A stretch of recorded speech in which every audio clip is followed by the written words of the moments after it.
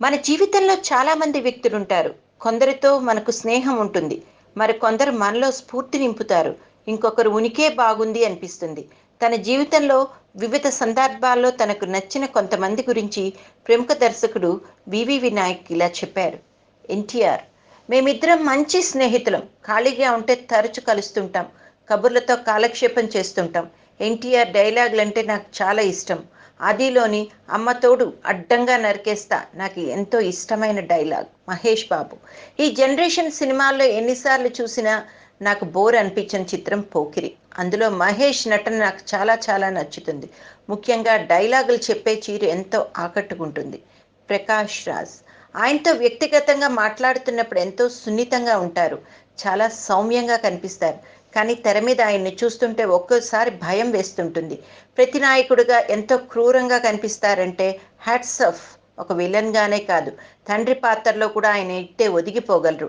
ఏ భావాన్నైనా ముఖంలో అవలీలగా పలికించగల మంచి నటుడు ఆయన. రామ్ గోపాల్ వర్మ: నా మీద వర్మ ప్రభావం కాస్త ఉంటుంది. ముఖ్యంగా సినిమా టేకింగ్ విషయంలో అతని శైలి ఎంతో ప్రత్యేకం. చాలా శ్రద్ధ తీసుకుంటారు. కథాపరంగా చూసుకుంటే రాఘవేందర్ గారి శైలి నచ్చుతుంది. అలాంటి కథలను వర్మ స్టైల్లో తెరకెక్కించడం చాలా బాగుంటుంది అనిపిస్తుంది. రాజమౌళి: మా కుటుంబము రాజమౌళి కుటుంబము బంధువుల్లాగే ఉంటాం. వాళ్ళ ఇంటికి మేము వెళ్తుంటాం. మా ఇంట్లో జరిగే కార్యక్రమాలకు రాజమౌళి ఫ్యామిలీ వస్తుండటం మామూలే. అప్పుడప్పుడు మేమిద్దరం కూడా కలుస్తూ ఉంటాం. రజనీకాంత్: ఆయన అంటే నచ్చని వారు ఎవరుంటారు చెప్పండి.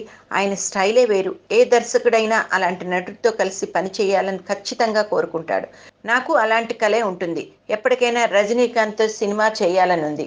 ఆయన నటించిన సినిమాలన్నీ 1, 2 సార్లు చూస్తాను. వ్యక్తిగతంగా ఆయన నిరాడంబరత ఎంతో నచ్చుతుంది. చిరంజీవి: జ్ఞానం తెలిసిన దగ్గర నుంచి నేను చిరంజీవి అభిమానిని. 7వ తరగతి చదువుతున్నప్పటి నుంచి చిరంజీవి సినిమా రిలీజ్ అవుతోందంటే పండగే. మొదటి రోజు మొదటి ఆట చూసేయాల్సిందే. ఆ అభిమానం నాతో పాటు పెరిగి పెద్దదైంది. చిరు అభిమాన సంఘానికి కొన్నాళ్ల పాటు ప్రెసిడెంట్గా కూడా చేశాను. చిరు సినిమా రిలీజ్ రోజున ఎంత హంగామా చేయాలి, ఎలా సెలబ్రేట్ చేసుకోవాలి, అలాంటివన్నీ ప్లాన్ చేసేవాడిని.